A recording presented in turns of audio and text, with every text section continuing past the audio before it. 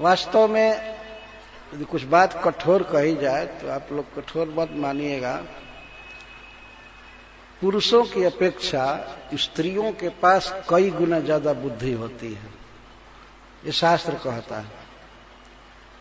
एक श्लोक में कहा गया है कि जो बुद्धि बृहस्पति जी के पास है और जो शुक्राचार्य जी के पास है और अन्य सबके पास जितनी बुद्धि है कि स्त्री को सब मिलाकर उन लोगों से ज्यादा बुद्धि होती है। हमारे लोक में भी कहते हैं कि जौन पंडित जी के पतरा में वो पंडिताइन के आचरा में, उसको याद रहता है।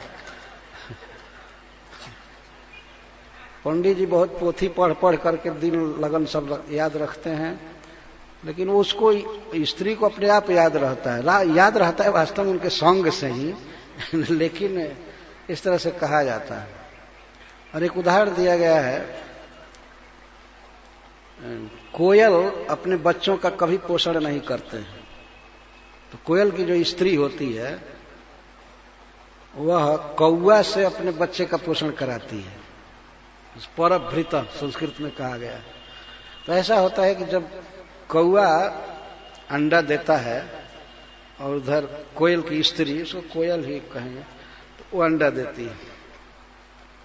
पालन कराना है उसको कौआ से, तो कौआ के नीड खोते के पास जा करके और ऐसी बोली बोलती है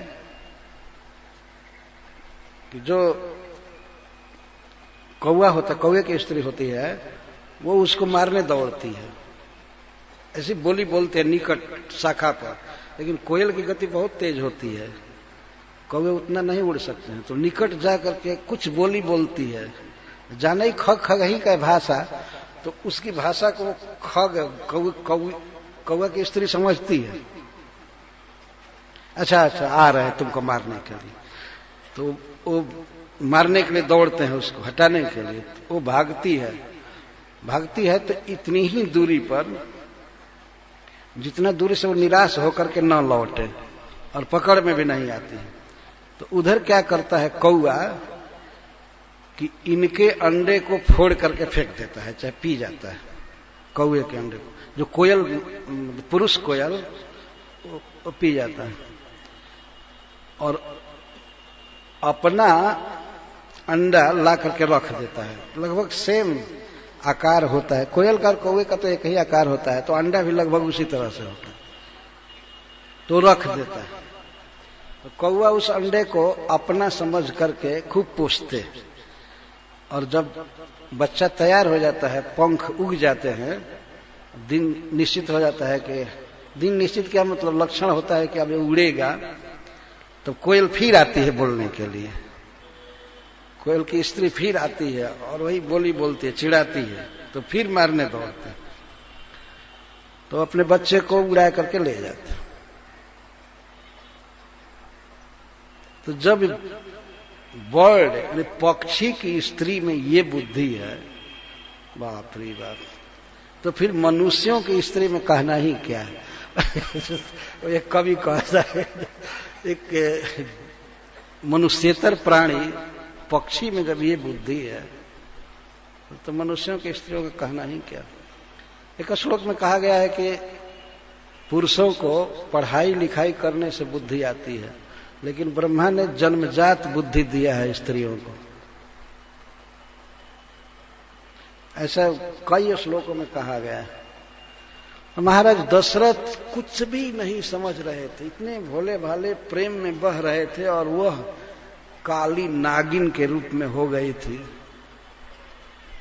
वर मांगने के फेर में थे, लेकिन कितना कपट कर रही थी। जब महाराज दशरथ ने कहा कि उठो उठो, चलो पहले पलंग पर बैठो और ये गहना पहनो, कितना सुंदर, तो उठी। यह सुनि मन गुनी शपथ बड़ा, बिहसी उठी मति मंद, भूषण सजति बिलोकी मृग, मनहु किराति निफंद। तो उठी और गहना पहनने लगी। महाराज दो जो गहना दे रहे थे वो पहनने लगी। वाल्मीकि रामायण में लिखा गया है कि महाराज दशरथ स्वयं ही पहना रहे हैं। चूड़ी पहना रहे हैं, बाजूबंद और सब पहनने लगी और उनके तरफ देख करके हंसी। देखिए कपट, हृदय में हलाहल जहर है लेकिन बाहर मुस्कुरा रही है। कहां से राजा दशरथ समझ सके?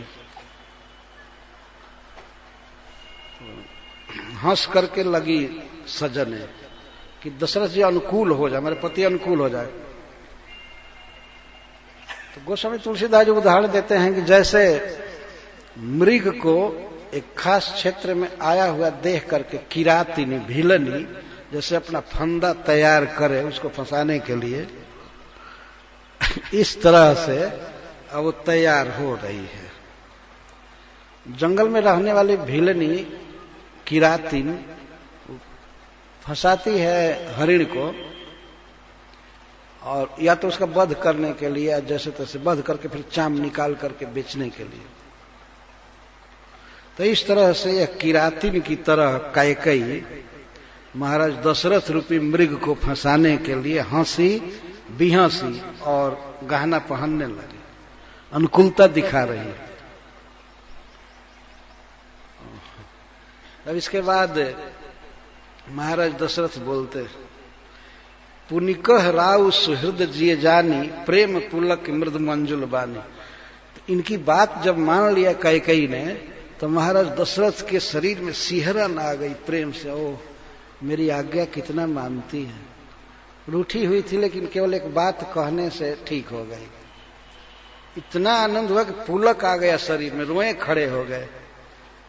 और मृदु मंजुल वाणी में उन्होंने कहा, बहुत मधुर और सुंदर वाणी में उन्होंने कहा, राम के राज तिलक की सूचना दे रहे हैं। पहल है आनंद की कहा, भामिनी भयऊ तोर मन भावा, घर घर नगर आनंद बधावा।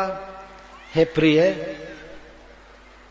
तुम्हारे मन का हो गया, तुम्हारे मन का हो गया। बहुत वर्षों से जो कह रही थी कि राम को राज दीजिए, राज दीजिए, जो राज बनाइए, वो तो हो गया।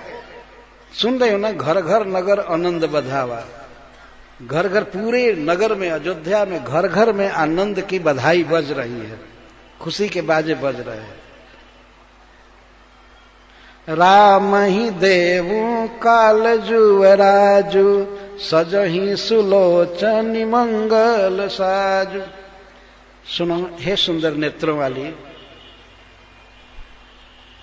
कल राम को जुवराज पद दे रहा हूं, तो तुम उठो, अपने को सजाओ और इसके बाद राज तिलक के लिए मंगल द्रव्य लेकर के राम को आशीर्वाद दो। तुम चाहती थी, कई बार हमसे कही थी, तो तुम्हारे मन का मनोरथ पूरा हो गया।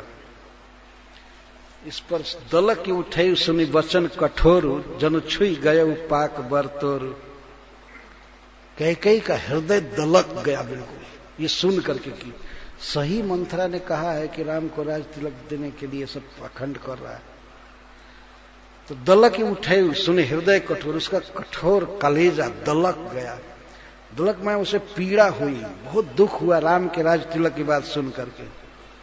जैसे पका हुआ बरतोर घाव कोई छू दे, जितनी पीड़ा होती है उस तरह से उसके हृदय में पीड़ा हुई। जनु छुई गया पाक बरतोर। कहीं शरीर में रोम टूट जाता है, केस टूट जाता है तो एक घाव होता है, उसको बरतोर घाव कहते हैं। और पक जाए तो उस समय उसको छूने पर बहुत पीड़ा होती है। तो जनु छुई गए पाक बरतोर। इतना दुख कैकेयी को हुआ ये सुन करके राम के राज तिलक के बाद। परंतु उसको तो अपना काम बनाना था। तो ऐसे हूं पीर बिहसी उर्गोई, चोर नारी जिमी प्रकट न रोई। ऐसे दुख को भी वो हंस करके छिपा ली। ऐसा भाव बना रहे थे कि राम के राज तिलक की बात से कोई दुख नहीं है, छिपा ली। जैसे कोई चोर मारा जाए, पुलिस पकड़े, उसको दंड दे या कहीं हत्या हो जाए तो उसकी स्त्री प्रकट नहीं रोती है, नहीं तो सब लोग जान जाएंगे कि इसी का पति है। चोर नारी जी में प्रकट न रोई। तुलसीदास जी को सब अनुभव है। वो रो लेगी भीतर घर में, सक लेगी, बेचारी के लिए बहुत बड़े दुख का दिन आ जाएगा, लेकिन प्रकट नहीं रोती है। इस तरह से राम के युवराज पद देने की सूचना से मंथरा बाहर दुख प्रकट नहीं की, बल्कि कुछ हंसी,